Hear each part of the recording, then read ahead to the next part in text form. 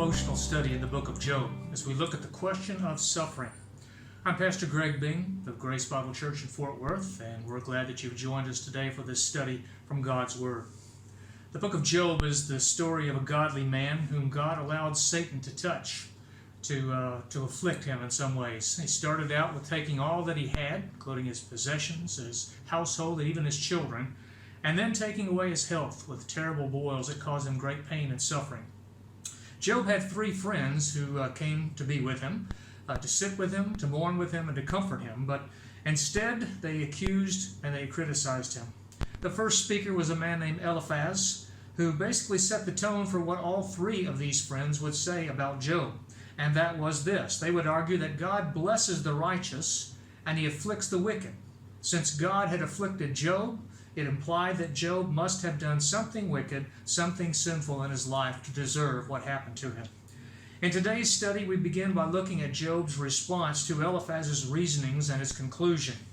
In Job chapter 6, we'll see that Job specifically speaks to his three friends and addresses his words to them. In Job chapter 7, he will turn and direct his words to God instead.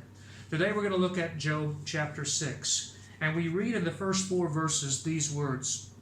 Job answered and said, "Oh, that my grief were fully weighed, and my calamity laid with it on the scales. For then it would be heavier than the sand of the sea. Therefore my words have been rash." Now, Job starts out with talking about his burden. He talks about the burden that I have is extremely heavy. And he expresses it with his words. He says, I wish my grief were fully weighed. I wish my calamity, my distress were laid on the scales with it. He says, if we could weigh what I've been through, you would find that it's heavier than the sands of the sea, which speaks of not dry sand, but wet sand, which is very, very heavy.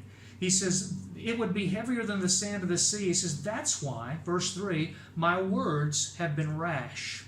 Now, some believe that that word means that they have been just spoken kind of randomly, that he's spoken rashly, kind of out of control and out of the burden that he was going through. Others believe that he spoke in such a way that his words really couldn't express how terrible the burden is that he was experiencing. But he says, that's why my words were rash. And he says, the reason for it is found in verse 4.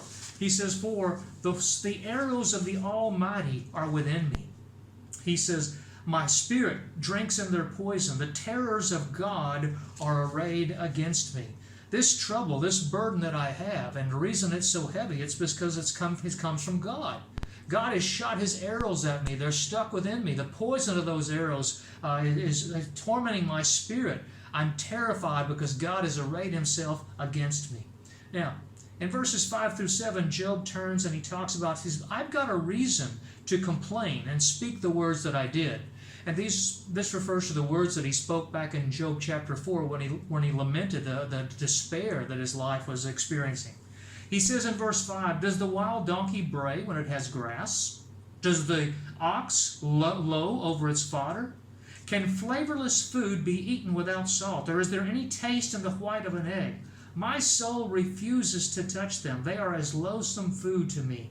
Now, what Job is saying is, a donkey or an ox, the only time they'll complain, or they'll bray or low, is when they're not fed. If they don't have food, they're going to complain. He says, I've been given tasteless food. He says, I've been given food that is loathsome to my soul. Now, he's not talking literally here, I don't. Some believe that he was talking about Job, couldn't taste food, and therefore it was loathsome to him. I think he's talking about something that was food for his soul. It's possible that he's referring to what God brought into his life, the calamity, the misery that he's experiencing. He looks at that as being loathsome food. It's possible that he refers to what his friends are speaking to him. The words that they're saying to him are not food for his soul at all, that those are tasteless and loathsome words and advice to him. Verses 8 through 10, we see Job's longing, a longing that he has to die. The same thing that he really expressed in Job chapter 3. Look at verse 8. He says, oh, that I might have my request, that God would grant me the thing that I long for. Job was in such physical pain and misery and the neglect and the abandonment of his friends and family and even his community that he says, I just wish I could die. He says, I wish, verse 9, that it would please God to crush me, just to finish me, to crush the life out of me, that he would loose his hand and cut me off. Cut me off from the land of the living. Just take my life from me completely. He says, then, verse 10, then I would still have comfort. He says, I would have comfort. Though in anguish, I would exult. He will not spare, for I have not concealed the words of the Holy One. Now, what he's saying here, I believe, is this, even in death, I would have comfort. He says, God wouldn't spare me from anguish. The anguish of death, I know, would still be there, but I would still exult. And that word means to leap for joy. I would leap for joy in that I knew something. I knew that I had not concealed the words of the Holy One. That's why Job believed, that's why he lived a blameless and upright life, one where he feared God and shunned evil. And he says, I haven't neglected, I haven't denied the words that he knew God spoke, the word that God spoke to direct him and how he was to live his life. So he says, I will still leap for joy knowing that I've not done that. Look at verse 11. Job talks about his weakness. He says this, what strength do I have that I should hope? He says, and what is my end that I should prolong my life? Is my strength the strength of stones, or is my flesh bronze? Is my help not within me, and is success driven from me? Job is saying, I have no strength left in me. I have no strength to hope for anything to come in my life positive. There's no purpose for me to prolong my life. That's why he wishes to die. He said, I don't have the strength of stones. I'm flesh. My flesh is not bronze. He says in verse 13, he says, I have no ability to help myself. There's nothing in me to help myself in this situation. He says, all of my strength, all of my success, all of my wisdom, all of the support and ability that I could have to live a good life, he says, that's been driven away from me. And again, he believes it was driven away by God. Then Job turns particularly to his friends, and certainly this is caused by Eliphaz's words. He's disappointed with them. Look at verse 14. He says this, he says, to him who is afflicted, kindness should be shown by his friend, even though he forsakes the fear of the Almighty. He says, friends ought to show kindness to those who are their friends, especially to those who are afflicted, those who are in despair. And they could see the despair of Job by the words that he spoke in Job chapter 3. He says, even if he forsakes the fear of the Almighty. Now, Job's not implying that he had done that, but his friends certainly think that he has, and that's one of the reasons why this has come upon him.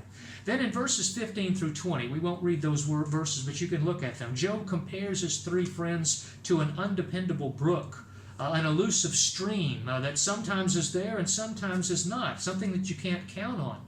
There are times of the year, for instance, when it's warm, when the heat grows very strong, that brooks are completely dried up. He says caravans of travelers would come confident that they were going to find water, and then they would find no water at all. He says that's what these friends are like. He had counted on these three friends to provide refreshing comfort to him in the midst of all this misery, and yet they were not there for him. They were not there for him at all. He says in verse 21, he goes on, he says, for now, he says, you're nothing.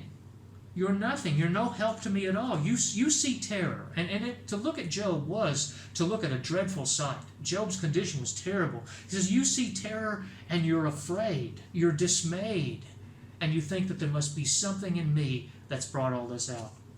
Verses 22 to 27, we see Job demands of them, show me where I'm wrong. He says, did I ever say, bring something to me? He says, did I ever say, offer a bribe for me from your wealth, or deliver me from the enemy's hand, or redeem me from the hand of oppressors? He asked them basically, why did you come? Did you come because I asked you to bring me something, or offer me something, or deliver me, or redeem me in some way? I didn't ask you anything. Supposedly they had come to comfort him, but it didn't sound like that anymore. He says in verse 24, teach me, and I will hold my tongue. He says, cause me to understand wherein I have erred. If you'll just show me where I'm wrong, if you can demonstrate where I'm wrong, I will hold my tongue. I won't complain. I won't continue to demand that I'm still upright. He says, how forceful are right words? How powerful are words that are correctly spoken, upright words? He says, but what does your arguing prove? Your words are not right. Your arguing doesn't prove anything about my righteousness. And so he says, you teach me if you want me to know. Verse 26, he says, do you intend to rebuke my words and the speeches of a desperate one, which are as wind? Is that what you've come to do? If you come to rebuke my words, you've come to rebuke the speeches of somebody who's desperate because of his misery and because of the burden he has. And you're treating it like it's just wind, just random, rash words once again. In verse 28, he gives his defense. He defends himself and his integrity. He says in verse 28, now therefore be pleased to look at me. He says, look at me. You know me. He says, I would never lie to your face. You know my reputation. You know my past history. I would never lie to your face. He says, yield now. Let there be no injustice. Yes, concede that my righteousness still stands. He's asking them to concede and acknowledge, my righteousness still stands. You're wrong. Don't deal with me and don't treat me unjustly. Don't unjustly accuse me of things that are simply not true. Verse 30, he concludes and he says, is there injustice on my tongue? Do you hear anything in my words that are perverse? Do you hear anything that is unjust? Do you hear iniquity coming out of my mouth? And he said, no. He says, cannot my taste discern the unsavory? Do you not think that I can recognize iniquity when I hear it, when I see it? Perversity, malice, what causes calamity in people's lives? Don't you think I can't see and know those things? You should think about what you know about me. You know that I can. How sad to see a godly man like this who's suffering terribly and feeling the misery of all this affliction, rebuked by those who are supposed to be his friends, those who supposedly had come to comfort him. Having made his case to his friends in Job chapter 6, Job will turn now and direct his words to God in Job chapter 7. I hope you'll join us next time as we continue to look at this very timely subject and the question of suffering as it's seen here in the book of Job.